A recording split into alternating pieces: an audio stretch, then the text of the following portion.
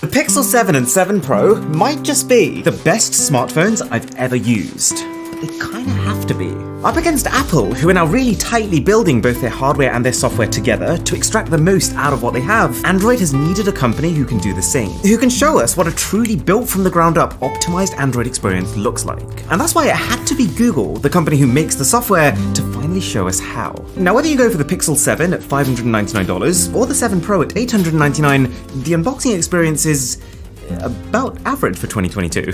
You get the phones on top, no charger, but hey, at least we get a USB-C cable and an adapter that's going to help us with fast setup, and then, for some reason, a 140-page manual in both.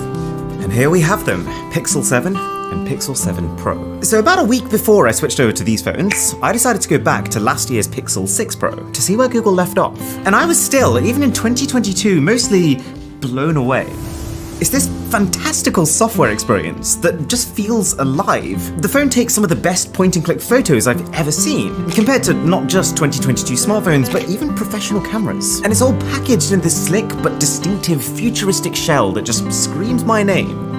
But there's three things that hold it back. The chipset, Google's self-made Tensor, is pretty underpowered. The battery life is mediocre, and while the Pixel 6 does take astonishing photos, the video quality kinda sucks, with graininess in every corner. Well, I'm happy to report that Google has not just fixed all of these key weaknesses with the Pixel 7s, but on top of that, created something so unbelievably good that it's shown me something I didn't even know I wanted.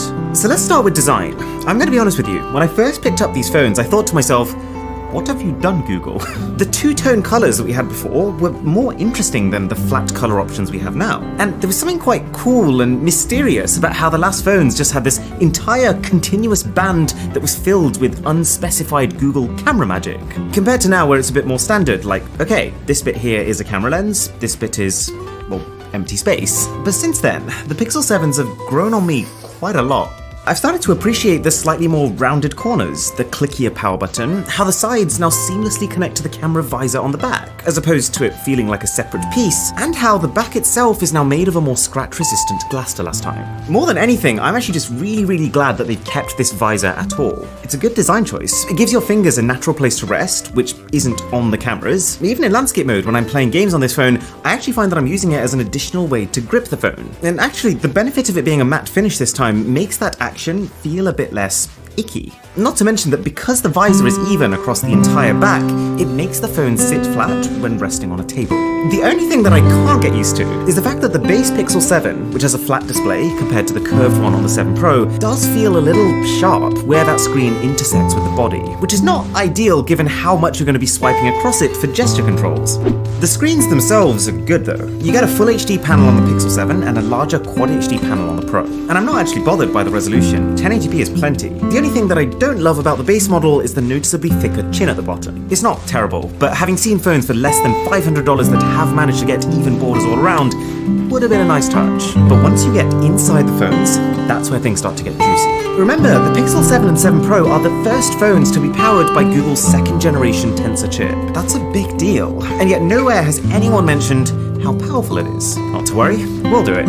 If we pull up a quick Geekbench on the Pixel 7s, you can see that Tensor Gen 2 is actually very much neck and neck with Samsung's S22 Ultra in CPU performance, which is impressive for two reasons. One, that speed was a serious limiting factor last time and they seem to have fixed it, and two, that you're getting this top level performance not just on the $899 Pixel 7 Pro, but also the $599 Pixel 7. And then to test the graphics capability, I ran the Antutu benchmark, which shows us that the GPU within the Pixels is about 5% behind Samsung. And that if we run the test repeatedly, this is the result from my third consecutive run of this Antutu benchmark, all phones get about as hot as each other, and they all lose about the same amount of performance under sustained loads. Or in other words, if you're a serious mobile gamer, then you'll still get better performance on a proper gaming phone. But at the same time, it is a massive relief that we finally got enough power that it doesn't feel compromised. You can still pull up even the most heavyweight games Android has to offer, like Apex Legends, Genshin Impact, and pretty much max out the settings. But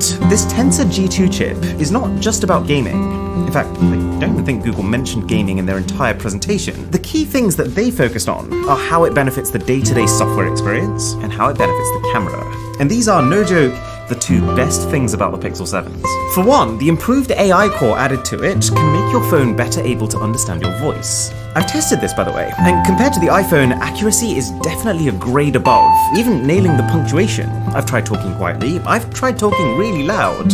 Same result. And so, that's already quite a big deal. If your phone can understand your voice better, then that means you're gonna have better comms with your voice assistant, you're gonna be able to send messages faster, you're gonna be able to translate things more accurately. But there's actually so many more times while using this software where I've just felt to myself, wow, Google has put some real care into this. For example, how you can change wallpapers in one tap from the home screen. How the status bar matches the exact curvature of the phone's physical borders, making it feel like software that was designed around the hardware. How the always-on display clock gently transitions into the lock screen clock. How they sped up the fingerprint scanner and created this subtle blend of soft vibrations and sounds to make it feel like you're pressing a real button. How simple the whole thing is. How they give you everything you need to transfer your stuff quickly from your old phone. How it comes with just the bare minimum apps installed with no bloatware. And how it shows you demo videos of any feature that might be a little bit confusing. Stuff like this makes it so much easier to recommend to the less techie people that I know. How accessible the phone is. How it caters for the hard of hearing with live captions of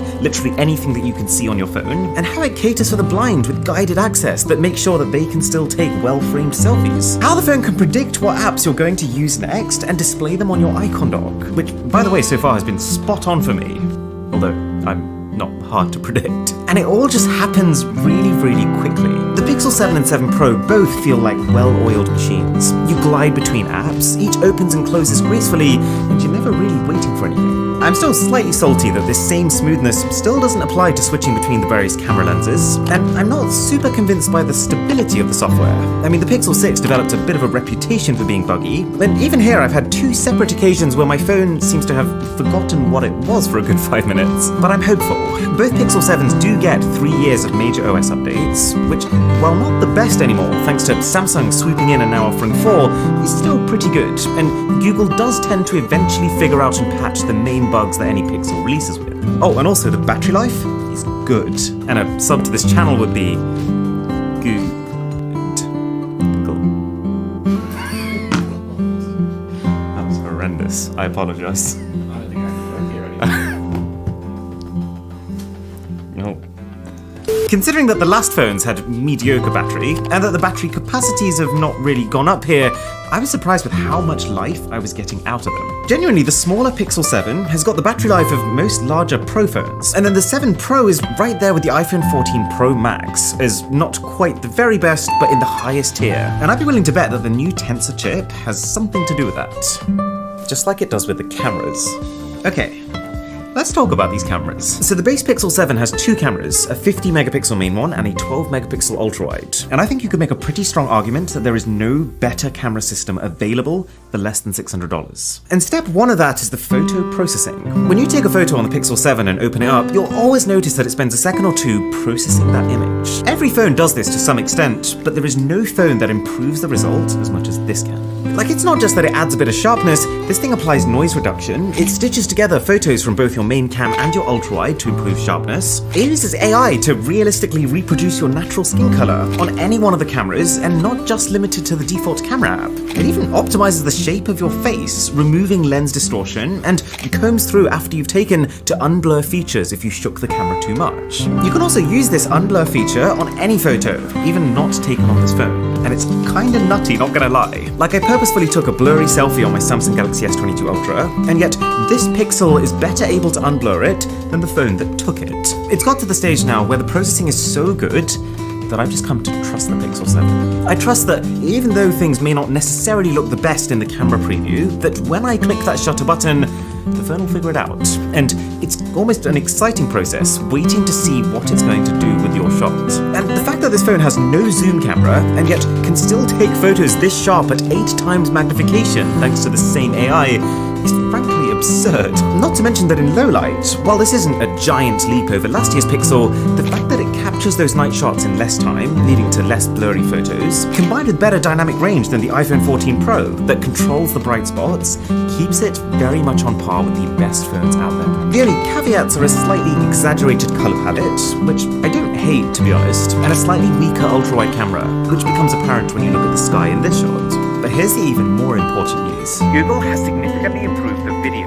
It's not as good as the photos, but they have taken it from one of the weakest Android flagships for video to one of the strongest. It's still not quite at the iPhone's level of clarity, especially on that selfie camera. Like, I have this regular Discord call that I do with some YouTube friends, and my picture has become a little fainter and a little fuzzier since I switched from the 14 Pro. But this is still not to be laughed at. It picks up voices really clearly, thanks to something Google calls speech enhancement, which gets rid of background noise. The autofocus is now surprisingly precise, like it can pick out really fine objects and still nail the focus. And then if you want to focus on something moving, you have literally the best tracked focus available on a smartphone. The new cinematic mode also benefits from this impeccable focus tracking, but the fact that it's capped at 1080p versus the iPhone, which can now do 4K, makes me not really want to use it.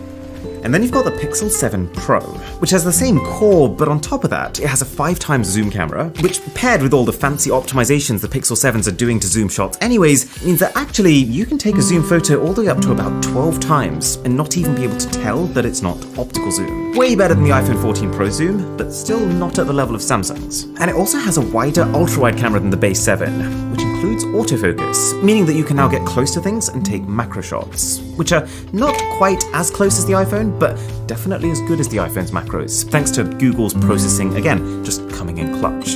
I could probably go on about this for another 10 minutes, but the crux of this video is that the Pixels this year are brilliant. They are fast, they are sturdy, they are helpful, and they capture your memories reliably. And I know that not everyone's going to echo this sentiment, but I also think they're both priced really well for what they are. For the standard 7, I think they've picked all the right things to trim down, leaving you with less luxuries, but more importantly, functionally the same phone where nothing feels missing. And then for the Pro, they've made sure they give you enough luxuries. A more fluid body, better screen, bigger battery, more advanced camera, more RAM, so that if you are willing to spend $300 more, you're still definitely getting your money's worth. Now, if you are about to splash out on a Pixel 7 and you want the absolute best of the best to protect it with, this is the case to do it. This is the D-brand grip, and it's great for drop protection, but that's not really what makes it special. It's more the little touches, the ultra grippy micro-dotted texture, the arches that protect the front of the phone, the clickiest buttons I've ever experienced on a case. And it's all dressed up in this brand new digital camo skin, which comes in glitch camo, navy camo, and my favorite, Arctic camo. And it's not just for this phone. You can get it for anything from MacBooks to iPhones, Pixels, Samsung phones, gaming consoles, even a Rubik's Cube. Link below to check it out.